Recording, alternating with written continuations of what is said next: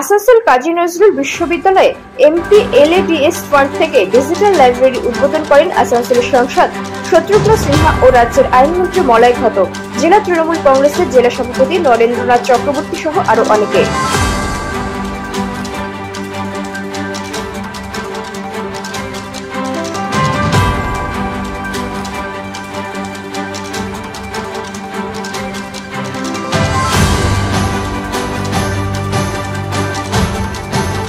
हमने कहा बोल दिया, आगे बात बता दी आपको। अब मैं यही कहना चाहूंगा कि मैं आप लोग के साथ, खासकर यंगर जनरेशन के साथ, स्टूडेंट्स के साथ, आप तमाम स्टाफ के साथ, और सौभाग्यशाली हूं कि काजी नजरुल इस्लाम जी की स्मृति के साथ इंटेलेक्चुअल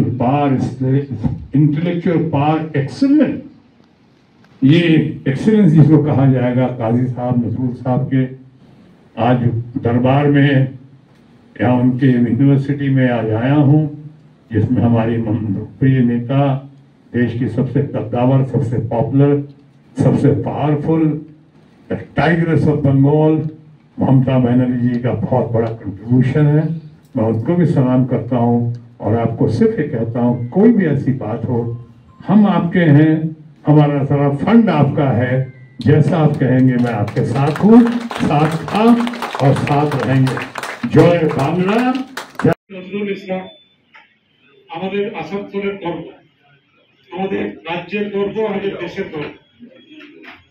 এই যেখানে বিশ্ববিদ্যালয় হয়েছে, এখান থেকে 11-12 কিলোমিটার দূরে ছোট্ট একটা গ্রামের নাম চুরুলিয়া। সেই চুরুলিয়া গ্রামে অত্যন্ত দরিদ্র পরিবারে তিনি জন্মগ্রহণ করেছিলেন, খুবই গরিব পরিবার।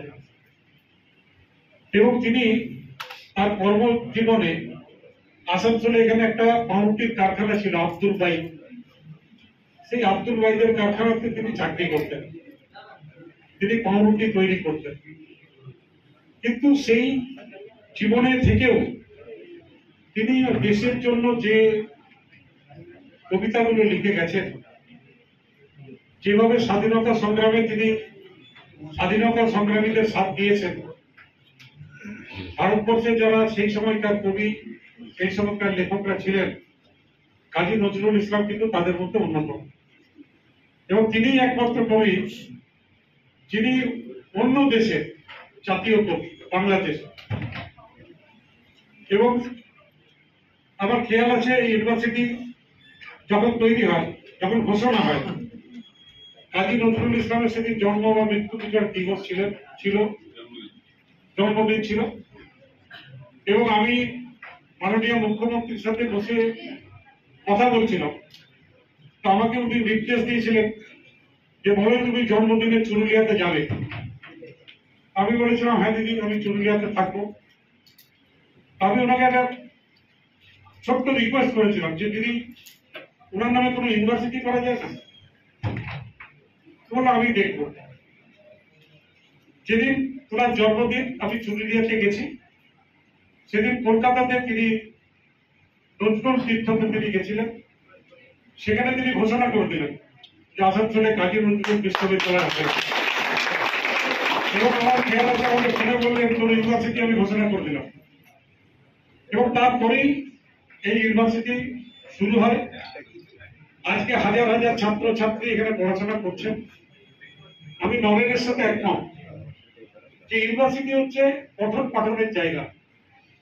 এখানে যারা ছাত্রছাত্রী আসেন, তারা অনেক আশা নিয়ে আসেন পড়াশোনা করব। তাদের যারা গার্জেন, তারাও অনেক আশা নিয়ে তার কন্যা কিংবা পুত্রকে পাঠান যে ইউনিভার্সিটিতে যাবে, আমার ছেলে উচ্চ শিক্ষা পাবে। তাই দয়া করে কোনো ইউনিভার্সিটি কিন্তু রাজনৈতিক ক্ষেত্র হওয়া উচিত নয়।